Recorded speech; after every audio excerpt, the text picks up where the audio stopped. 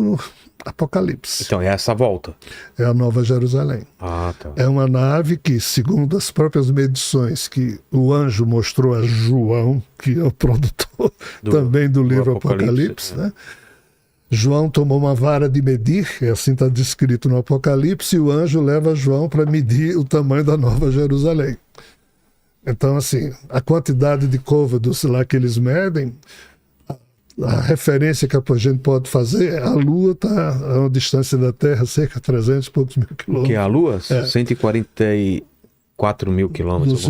É mais próximo e no mais distante, isso. Mas assim, imagina uma Lua cheia.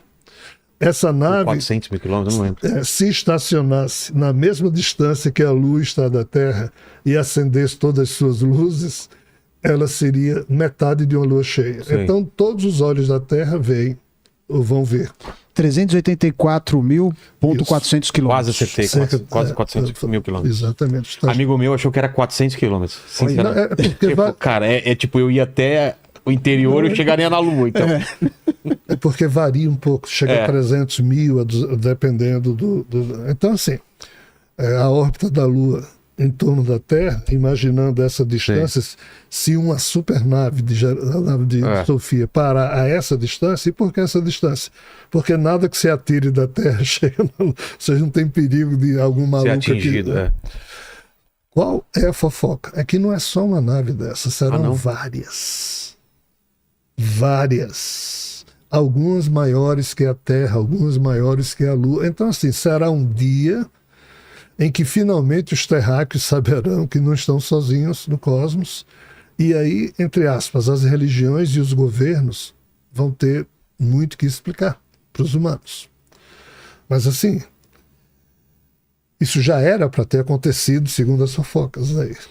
Mas há problemas desses 9 seres que não aceitam que o que foi criado nesse universo agora seja o que vai ser o herdeiro das eras, como eles falam. Mas tem a ver com toda essa movimentação e pessoas falando em fim do mundo?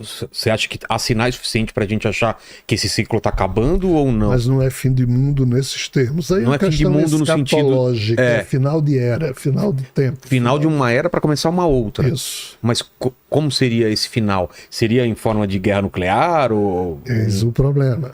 Parece que sim. Fogo? Veja bem. Isso não é... Efeito estufa? Veja só, a explicação mais razoável que tem para isso é a seguinte. A Terra, ela gira em torno do Sol, não com o eixo dela, assim, o eixo fica inclinado. Então o Sol está aqui e a Terra gira de forma inclinada. E esse eixo, ele tipo um peão, ele faz um bamboleio que dura cerca de 26 mil anos. Então isso chama-se precessão equinocial, ou seja, a Terra dá 26 mil giros em torno do Sol para completar a sua precessão equinocial, que seria o giro do seu eixo. Segundo algumas mitologias, essa precessão equinocial é dividida às vezes em 5 eras e em 4 eras, pouco importa. Mas os Hopis, por exemplo, índios norte-americanos, várias culturas, a cultura hindu, maia, blá, blá, blá, blá, blá, blá, diz o seguinte: cada era dessa de 5.200 anos, aproximadamente, quando uma era está se acabando e a outra vai começar a dar merda. Então, é uma quebra, é uma... Nós estamos, então, na última era desse ciclo, para completar o ciclo da precessão equinocial. Os maias, os astecas, os incas, que são 3 culturas geradas pelos toltecas, herdaram dos toltecas um calendário que mostrava isso. Então eles sabiam calcular que estavam vivendo no último período desses 26 mil anos. Mas os maias, os incas e os astecas... colocaram como 2012, certo. Eles não sabiam em que ponto desse último período eles estavam. Então os astecas criaram sacrifícios humanos para pedir aos deuses para retardar o passar do tempo, porque eles não queriam chegar no último instante dessa era, porque eles escutaram que nas outras transições, uma vez caiu fogo do céu, destruiu tudo, outra vez congelou tudo, morreu todo mundo. O último foi o dilúvio que matou todo mundo. Aí agora seria o quê? O quê? Eis a questão. Segundo o que se depreende, depende do que o livre-arbítrio humano criar. Não está decidido, então. Não estaria decidido. É tal coisa do futuro que...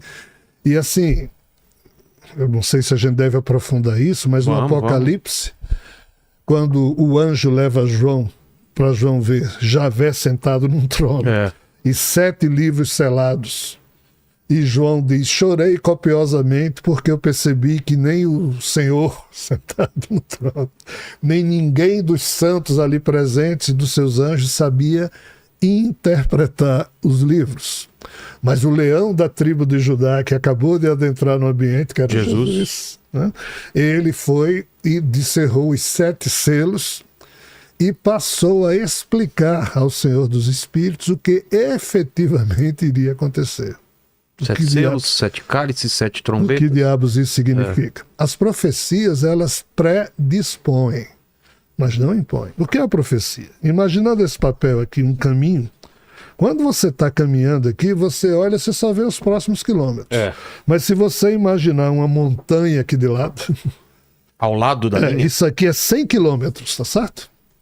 Então tem uma linha aqui. Vou fazer um caminho aqui de 100 quilômetros. Quem está caminhando aqui, no momento zero, só enxerga até aqui. Certo. Mas se aqui tiver uma montanha bem alta e tiver alguém aqui, esse alguém consegue ver os 100 quilômetros. Ele está em cima da montanha. Em cima. Tá. Então esse alguém vê aqui que no quilômetro 17 tem um tigre aqui com fome. Aí esse alguém grita para alguém que está caminhando: atenção, caminhante do quilômetro 2, quando você chegar no quilômetro 17, sebo nas canelas, vai ter senão um monstro lhe devora. Isso é uma profecia. Sim. É um aviso profético. Olha o que é que as profecias dizem. Se aquele que recebeu a profecia honrar a profecia, prestar atenção e agir conforme o aviso, ele escapa. Porque ele acredita na profecia, então ele vai fazer algo para... Mas se ele não ligar, ele vai caminhar aqui feito um babaca. E vai encontrar. O tigre vai comer.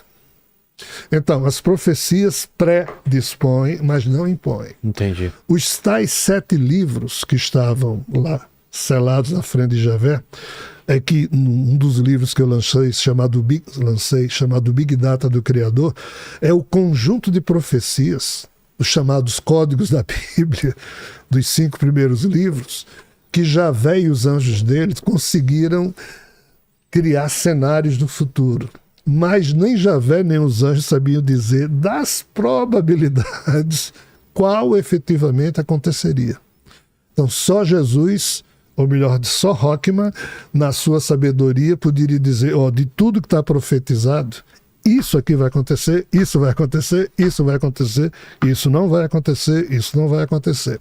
O Apocalipse seria o livro que contém só o que iria acontecer. Por isso que, entre aspas, se você olhar os capítulos 18 e 19 do Apocalipse, você vai ver que o tema qual é? A queda da Babilônia. Eu escrevi no livro Recado Cósmico, as últimas páginas, eu escrevi várias páginas sobre a interpretação da queda da Babilônia, a queda das torres do World Trade Center, que ocorreu em 2001. Os marinheiros tristes nos navios, olhando a fumaça do incêndio, todos os negócios da terra pararam. Nesse capítulo sai dizendo que ninguém mais comprou nada, porque parou bolsa, parou tudo. Então, assim, o Apocalipse diz que esses fatos, que fato, a queda das 2 torres do World Trade Center, iriam provocar guerras. Então teve a guerra do Iraque, guerra do Afeganistão, a guerra da Ucrânia.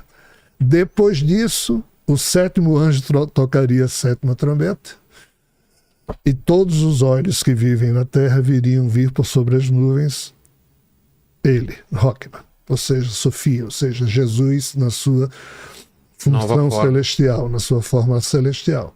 Então, em tese, nós estamos vivendo aquilo que o capítulo 11 do Apocalipse diz, que 2 testemunhas iriam surgir para avisar a Terra disso, e em tese a revelação cósmica cumpre essa função. É isso que eu estou tentando fazer, mas obviamente minha voz não serve de muita coisa todo ser humano é insignificante, não tem como a gente, não é?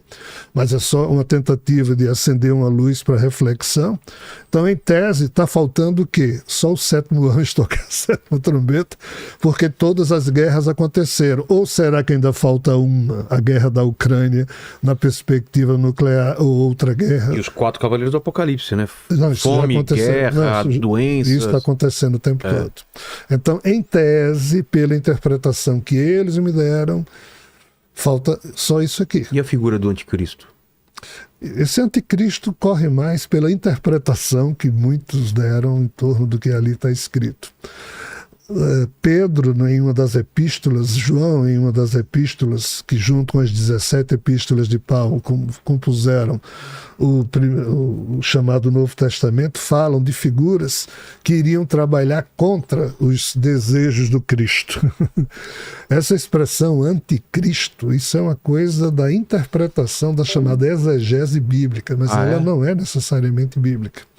Isso é uma coisa muito mais que as religiões evangélicas, nas suas escatologias, terminaram colocando, e isso rende muito sensacionalismo, mas assim, isso não tem muita importância sob a perspectiva da percepção exata e adulta dos fatos. Anticristo é quem trabalha contra os ideais de Cristo. Entendi. Então, toda essa turma aí se enquadra, tem vários, é só o que tem aqui na Terra é anticristo trabalhando, e inclusive muitos fazem isso citando o nome de Cristo. Mas diz isso na Bíblia também, né? Que vai se mostrar como o Cristo